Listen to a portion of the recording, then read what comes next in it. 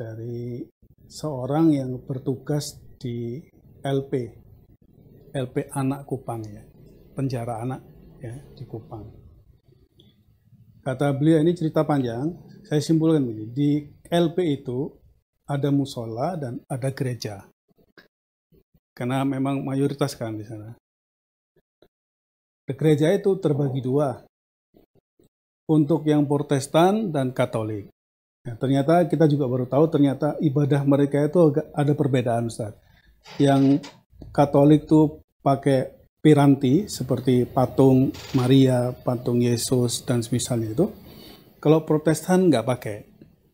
Nah, di sini mereka ada khilaf juga ternyata. Ceritanya beliau ini, kalau anak-anak yang Protestan masuk ke gereja itu, maka mereka singkirkan patungnya. Gitu, dikeluarkan patung-patungnya. Tapi nanti dikembalikan lagi. Nah, kalau Katolik memang pakai patung.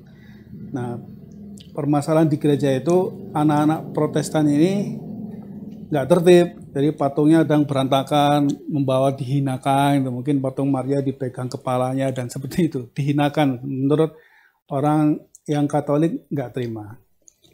Ini ceritanya penjaganya Muslim ya, orang kita ini, penjaga LP-nya ini.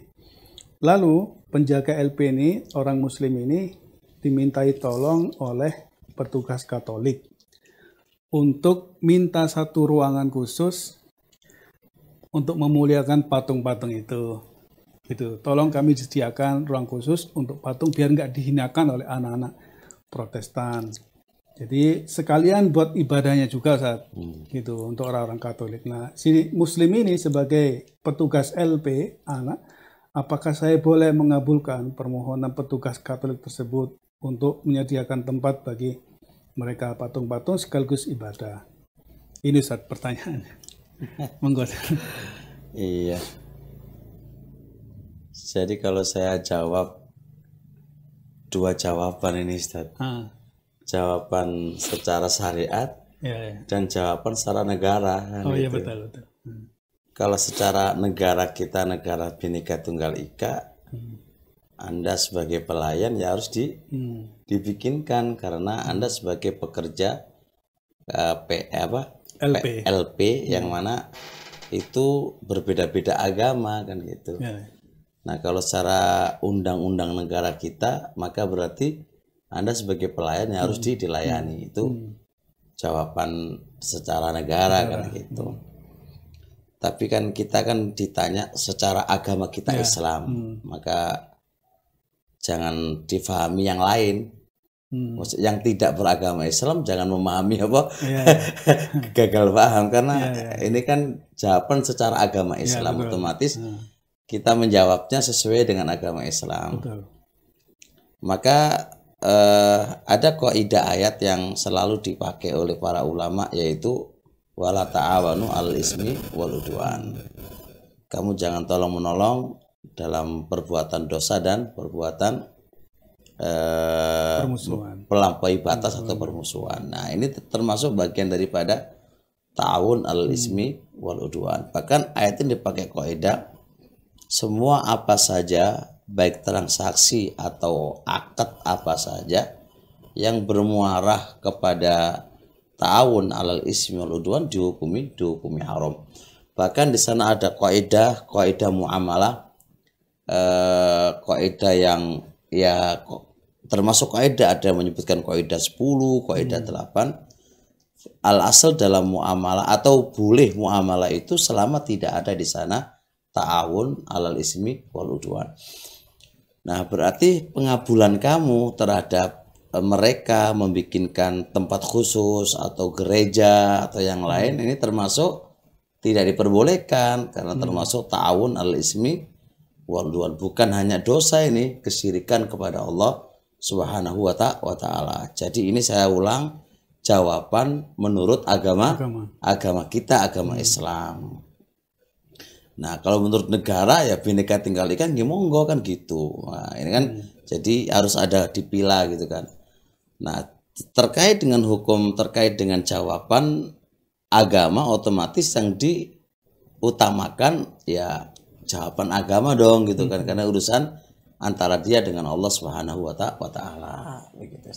Baik, saya mengira beliau ini agak bingung Ustaz, kaitan dengan pekerjaan, akadnya juga harus seperti itu. Terus mungkin ada saran yang lain Ustaz, untuk pekerjaan yang seperti ini Ustaz.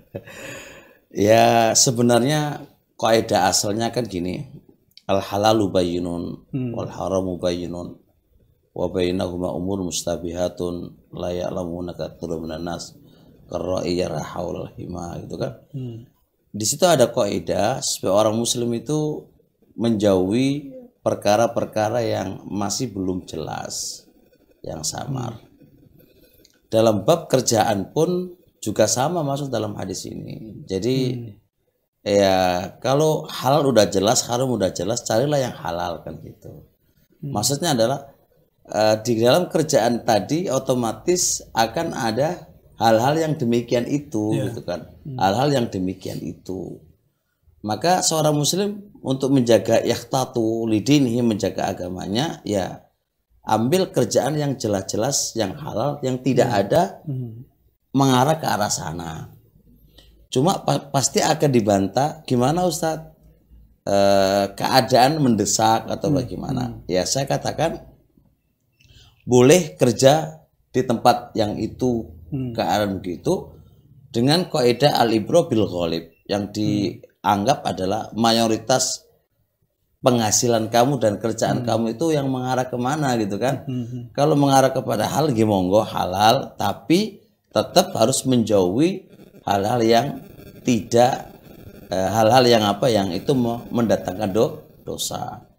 Jadi kesimpulannya kalau kita simpulkan, cari kerja yang benar-benar itu halal itu, nggak ada arah belok-belok, nggak ada. Yang kedua kalau memang nggak bisa gitu kan, nggak bisa, mau nggak mau berarti cari yang ghalibnya itu halal gitu kan, dengan jarang ini nggak dianggap dalam syariat, tapi tetap kita harus berusaha menjauhinya.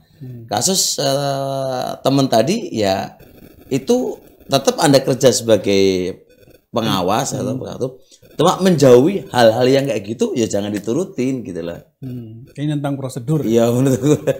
Kalaupun dia mampu gitu kan, kalau nggak mampu ya mungkin dialihkan ke orang lain, itu lebih bagus begitu. Ya. Baik, semoga bisa dipahami oleh saudara kita yang di Kupang ini.